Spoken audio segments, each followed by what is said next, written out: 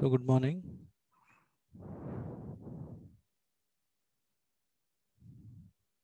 So let me start the session today.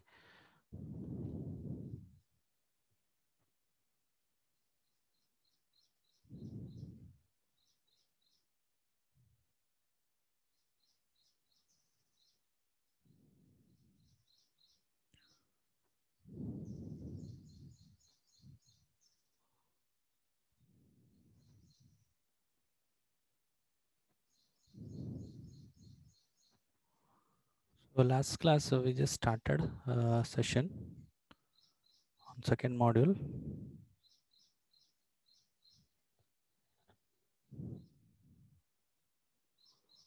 So before I start, let all the people join. So first, before you put the attendance, just confirm, are you people able to hear my voice? Is it audible?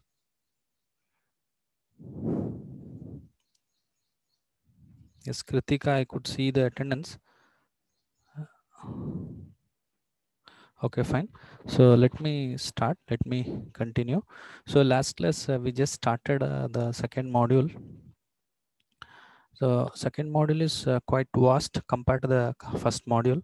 You could see it is a fill area primitives, 2D geometric transformations.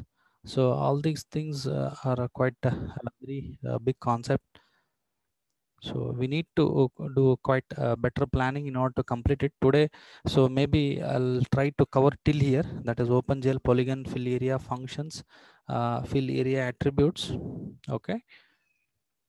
So all these things I'll try to cover. Polygon fill areas. We just started last class along with Sierpinski gasket, right? Mm, right. So this is a very important concept, that is general scanline polygon fill algorithm. We may have a problems also on this. That is algorithm with the given an algorithm or a area. How do you fill this scanline?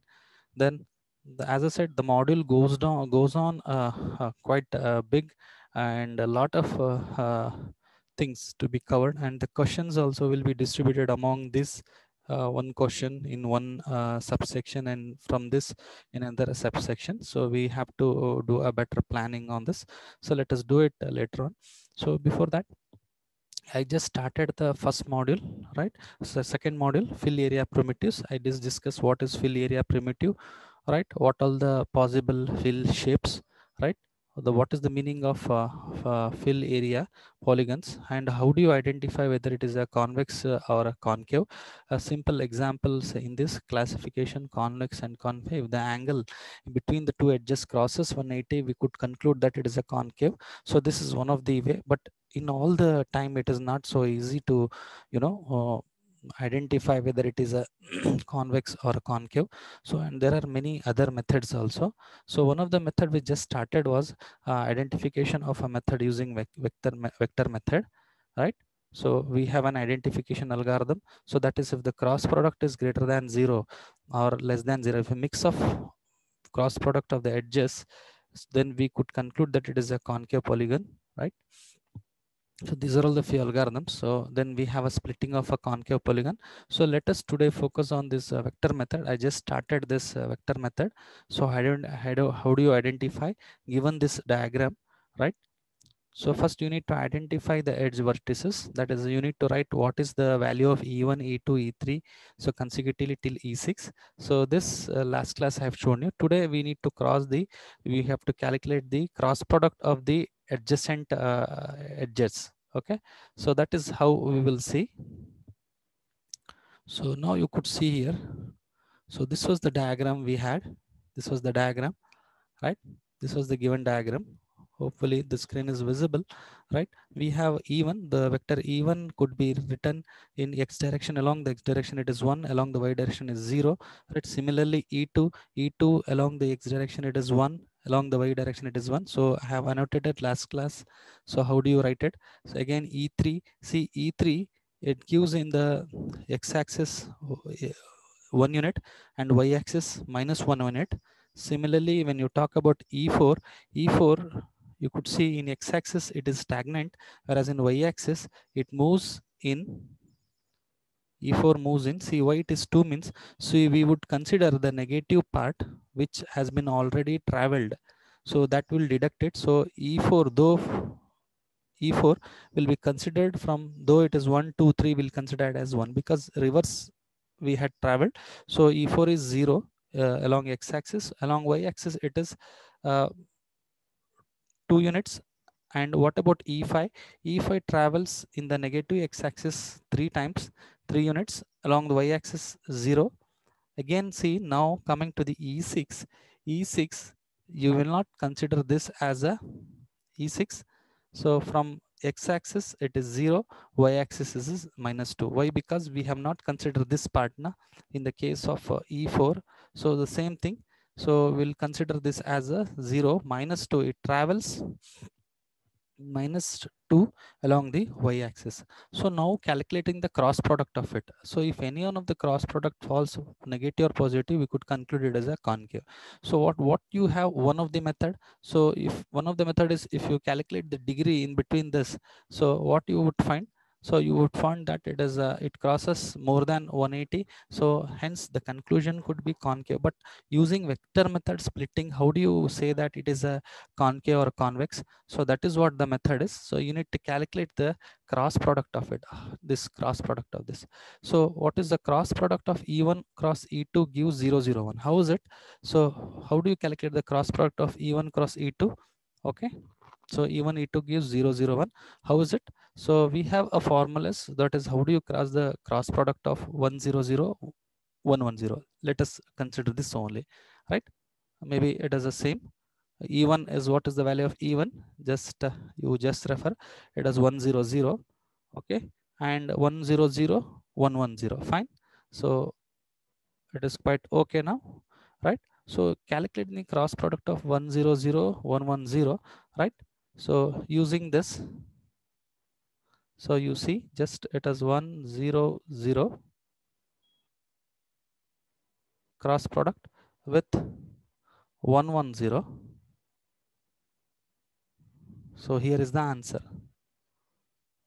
So that is for first row. What do you call 0 multiplied by 0, 1 multiplied by 0, right? So similarly, when it comes to the second row, you have to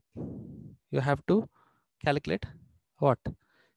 When it comes to second row, you have to calculate 1010 multiply 10, right? Again, when it comes to third row, 1 into 1 minus 1 into 0. So like this, you calculate this. So you will get 0, 0, 1 as the cross product for E1 cross E2, right? So similarly, E2 cross E3. So you have the values for E1 cross E3.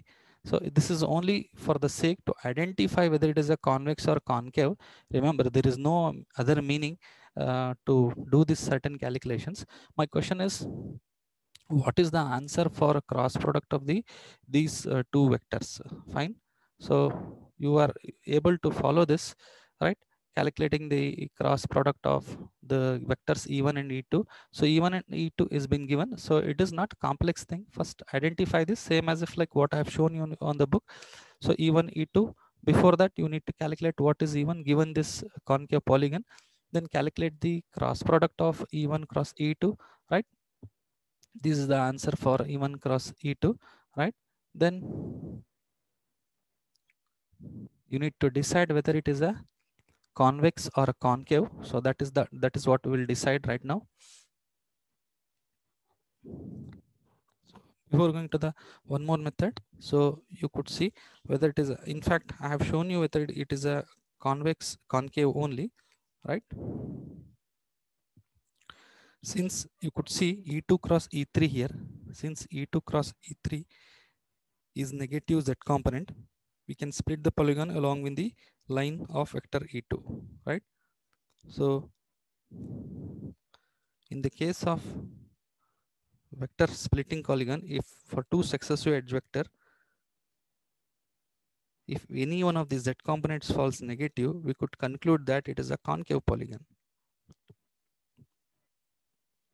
This is with the way how we split the polygon. Since the z component is 0 and all the edges are in xy plane, you could see what we have written E1 and E2 we have classified. Once we have calculated E1 cross E2, then that is uh, the cross product of E1 E2 E2 E3, you could see that the one of the Z component falls negative, especially E2 cross E3. Since E2 cross E3 is negative, we can split the Z component along the line of the vector E2 and we can get the line equation. So once you split, again you have to perform the cross product, right? So this comes under splitting the concave polygon. So first it is a concave polygon. How do you split? Using a vector method, right? So this is one way. So one of the next method is rotational method. Okay, in the case of rotational method also, that is why do you, first question is why do you follow all this method? These methods are always being followed to, once you identify the given polygon is a concave, how do you make it a convex? That is by splitting a given concave polygon. Okay, simple concept. Once a convex polygon is obtained with the vertex list, that is by after splitting a concave polygon into convex, we have to split into a set of triangles. That is, any sequence of 3 consecutive vertices are to be transformed to a new polygon or a triangle. So here we have method called rotational method, right? For a concave polygon. So here we can, what could we do is we can shift the position of a polygon vertex at the coordinate origin, that we can rotate the polygon about the origin, so that so one of the vertex falls on the x-axis. Okay, so we do rotate it. Let me clear your confusion. We are into the polygon fill areas, fill area primitives, what all the different types of functions we have. So in that, first concept is identification of a convex or a concave polygon. Once you identify concave polygon, you have to split that polygon into a concave polygon. You have to split the concave polygon into convex polygon. So for that, what is the method? Vector method. You are splitting it. Along which edge you will split? You will split along E1 cross E3. Why? The Z plane, when you calculate the cross product for E2 cross E3, the Z plane falls negative. Hence we have to split along the Z, that is -2. This is what it is being explained. Then we have one more method to split the concave polygon into a triangle, set of convex. Once you identify, so you have, this is a concave polygon. So using rotational method, how do you split into a set of triangles? So in that, we do follow rotate the polygon about the origin. Okay, and splitting the polygon into a set of triangles. Okay, so this has to be rotated about the origin in any one of the clockwise direction, either clockwise or anti-clockwise, so that the vertex, one of the vertex is on the z x-axis. If the polygon vertex that is being rotated falls below the x-axis, the polygon is concave, right? So this is also one of the method to identify whether it is a convex or concave. We rotate the polygon about the origin, that is in a clockwise direction, so that vertex, one of the vertex falls on the x-axis. If the vertex vk plus 2, that is the rotated, falls below the x-axis, the polygon is concave. So this is a concave polygon. Then we have to split it. First method, always identification of the polygon, whether it is a concave. Once it is being identified as a concave, you have to make it a convex, that is by splitting. So what are the methods? Rotational methods, right? We have a vector splitting method, and we have few other tests called inside outside test also, that also we'll see. Try to see.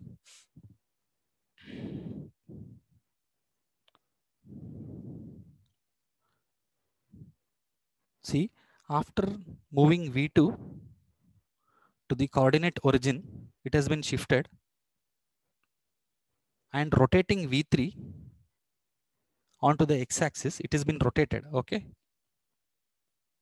we find that V4 is below the x-axis. So we split the polygon. So hence it is a concave.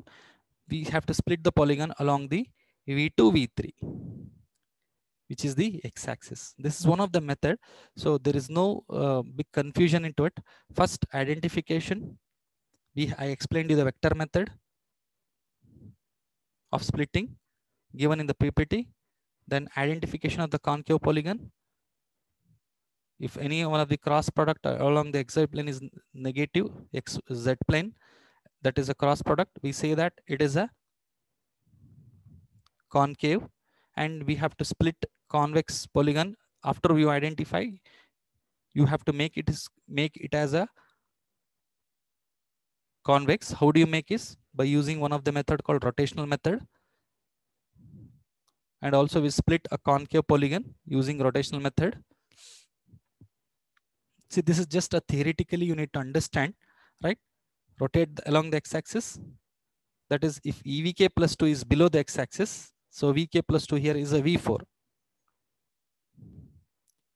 We say that it is a concave polygon. Then we have some other test called inside outside test. Let us see that also today. So as I said, so we don't have to spend more time on this. So it is just a theoretical part. How do you identify given a polygon is a concave or convex?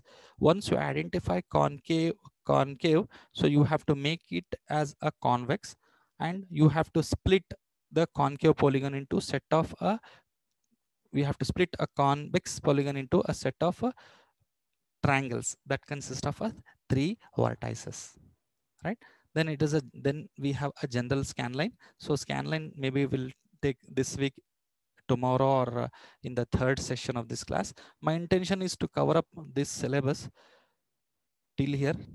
Next, the method is splitting convex into set of triangles. How do you set into split into a set of triangles? And identification. For that, we have to identify whether the given region is an interior or exterior region. So how do you follow? So that is, we have inside outside test, and we have a odd even rule. What is odd even rule or inside outside set? Let us see that. Okay, and we have winding number test. So how do you identify whether the given region of a polygon is interior or exterior in order to split the polygon? Okay, in order to split a convex polygon into set of triangles, there are few methods. So these methods have been given: odd even rule and winding number test. What is inside outside test or a odd even test? Okay, so this is also called as odd parity rule or the even odd rule. So you could see this is one of the polygon that is being given. So in order to identify with odd even rule, what you do is you draw a line from any position P to a distance point. So in order to cross the edges of a polygon, okay. For example, now you could see here, all of you, this is a point. You draw one of the vertex. Here you could saw, I'll draw along with this also. How do you say that it is an interior region? You need to identify how many edges cross over this particular line for this when you cross this point. So it is a odd. So when it says odd, we say that it is interior region based on odd even rule, based on odd even rule. For example, if I cross over same like this, how many edges it crosses? It crosses one edge, two edge. Hence, it is an exterior region, saying that it is a even, right? So how do you you need to count the number of line segments crossing along this line. If the number of segments crossed by this line is odd, we consider as interior part. If the number of segments crossed by this line is even, we say that it is an exterior region. Hope able to understand, all of you. So is it audible, all of you?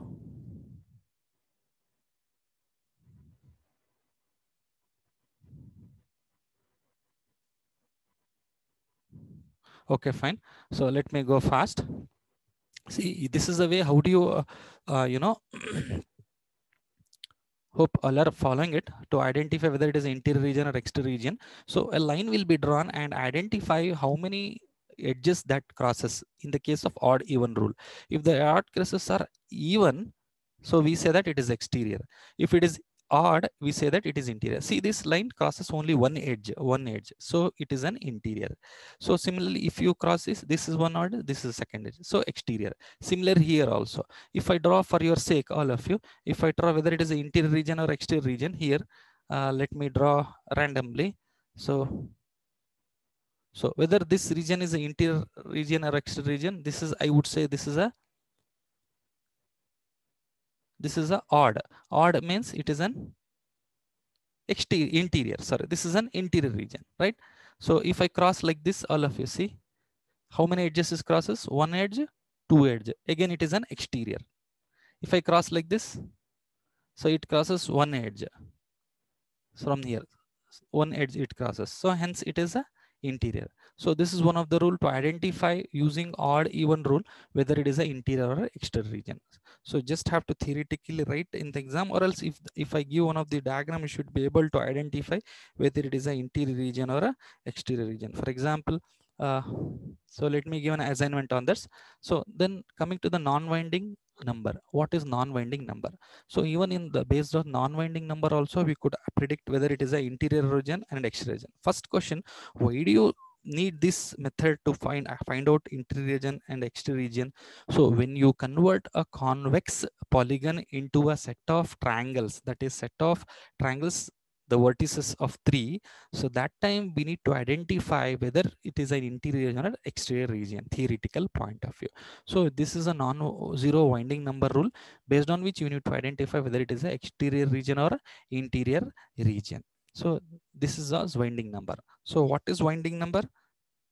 So winding number, basically it counts the number of times the boundary of an object winds around a particular point in counterclockwise direction. So what you do is here, count the count clockwise as positive and add 1 to the winding number when it intersects a segment, okay, that crosses the line in clockwise direction.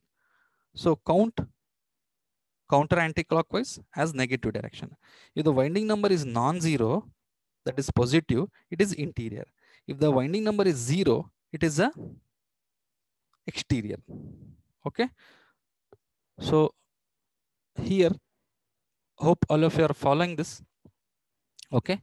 So you need to think of a boundary that this line crosses over. So you could see the direction of the boundaries that the borders of the polygon crosses over this line. So how do you conclude this region is a exterior? And imagine this is a point. This is your point. Okay. This is your point. So how do you say this? The point where I have plotted inside, it is an interior or exterior region? First, identification of this. So one edge may be in a clockwise direction, one. Okay. So going in a clockwise direction, same direction, going in a same direction. So for this, the winding number will be equals to 3, which is a non-zero. So if it is a non-zero, what I will conclude? I will conclude that it is a exterior. Is it or not? For example, for this here, for this is an interior, no? So how do you say that it's interior? So you need to calculate for this the number of borders that it crosses. So instead of getting confused clockwise or anti-clockwise, you say in the same direction, in the different direction. Okay. Now you see here, this for the calculating winding number to conclude this is an interior region, the winding number should fall 0. How it falls 0? How it falls 0? Let us see.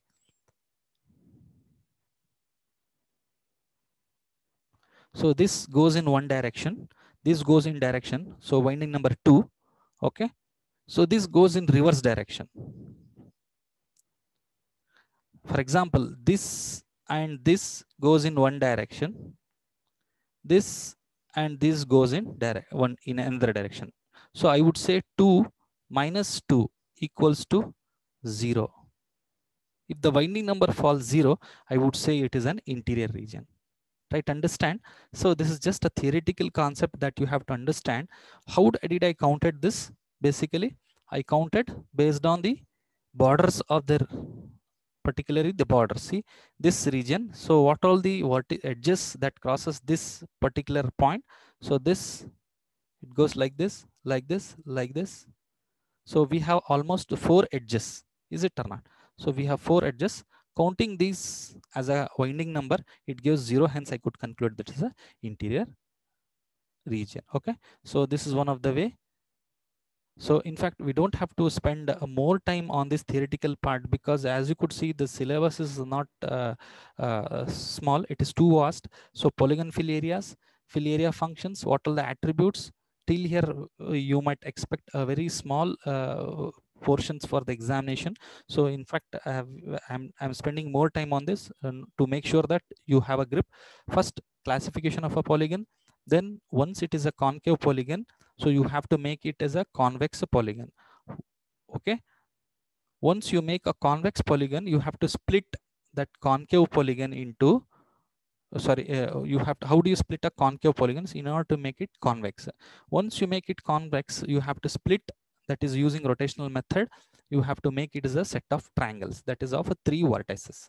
So then in order to make the convex polygon into triangles, you have to identify the regions, that is odd even rule, using different methods, odd even rule or a non-winding rules as such. Okay, so this is what the theoretical part.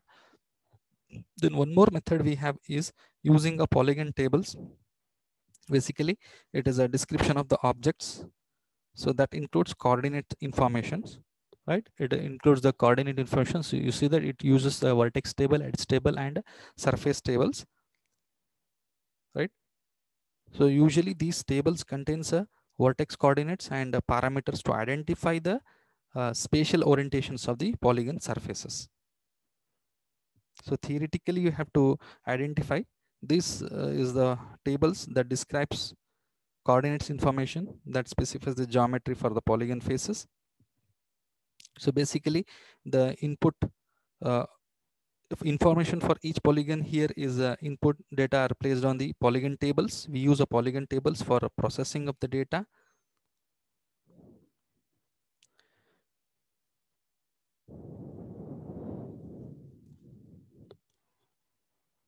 Okay. So this is also, these are all the few of the methods here. So we could see the theoretical part later on. So now here is a testing for consistency and completeness.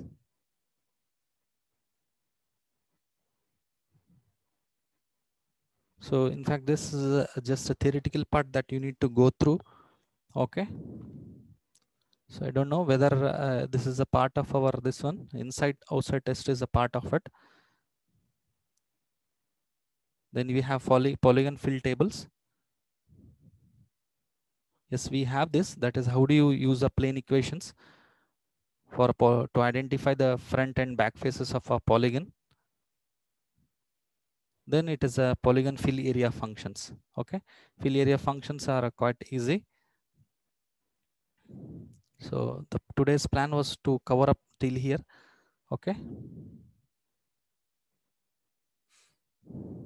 So cube anyway, we'll see once we do a program on this tomorrow. So, and we have open, see this part you need to go through. What are the polygon fill areas? That is polygon tables. What does the polygon table consist of? Or text table, edge table, surface tables. So it has been provided in the notes. Maybe you could refer that. So what is the Cramer's rules? We'll see that also. So next, tomorrow's class, we'll see the OpenGL area functions along with the scanline fill algorithm. So which is an important, even for lab point of view, we'll see that 25 class. Along with that, the lab tomorrow we'll see a cube program. If possible, what I would do is maybe in the morning session, I'll take the lab. In the afternoon session, I'll go with the theory, because always there would be a network issues in the lab sessions during afternoons. Maybe is it the problem with the network? So I have seen. So let us plan for it, or else I'll populate. Anyway, somehow you could join in the morning 8:25 class, uh, right? So if you have any doubts as of now, you could discuss with me regarding anything to the theory. Few people have asked me about the uh, videos of the last time's lab. In fact, the last time we have not recorded the lab program. So as we had covered a lot of syllabus in the lab, 80% of the syllabus, only 2-3 videos are available, which is not needed as of now for the coverage of the syllabus. Okay. So now I request you to, to give the attendance in the chat session.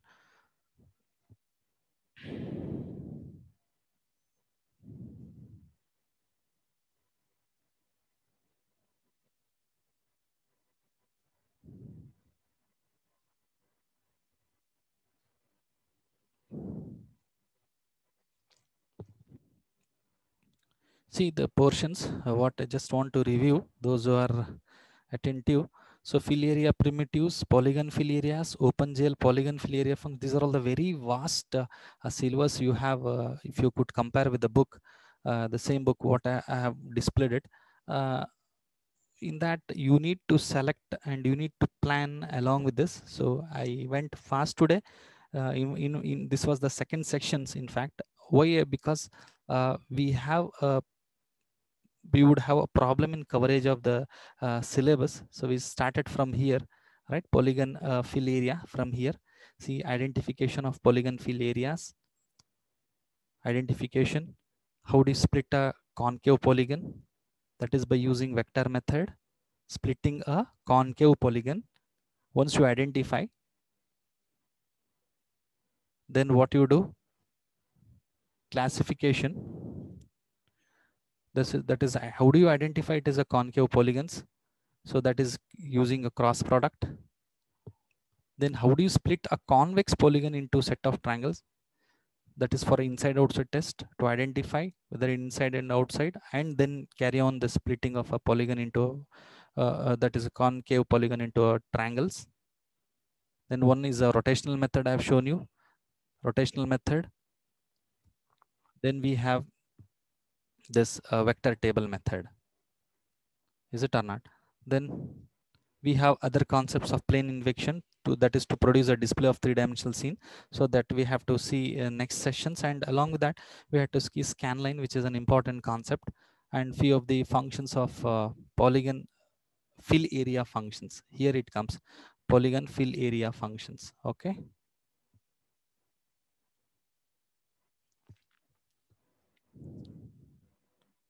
Polygon fill area functions, here we have to touch. Then we have general scanline algorithm. See, still we are to spend a lot of time with these topics. So let us see. We have weaving is a separate topic here. OpenGL weaving is a separate topic. Two-dimensional transformation is a separate topic for a homogeneous coordinate system. The scanline is a major concept wherein you have one of the program and also few of the problems to be solved. So let us see, and let us try to cover this syllabus this week at the earliest, so that we can go further for the other modules. Okay. So notes is there, but note doesn't cover most of the cons. In fact, the coverage of the diagrammatical representation, what I have viewed. For example, no examples been given for inside here. It has been given using winding and odd even rule. Polygon tables also, brief up is there. You need to go through. How do you identify front and back polygon faces with an examination question?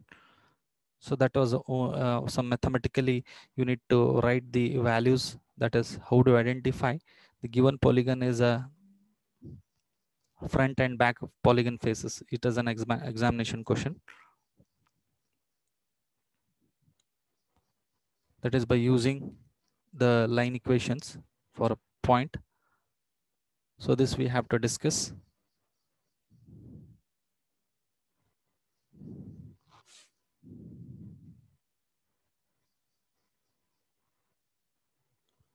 So hopefully all of you have followed. So let me end the session today. So tomorrow will start exactly at 8:25.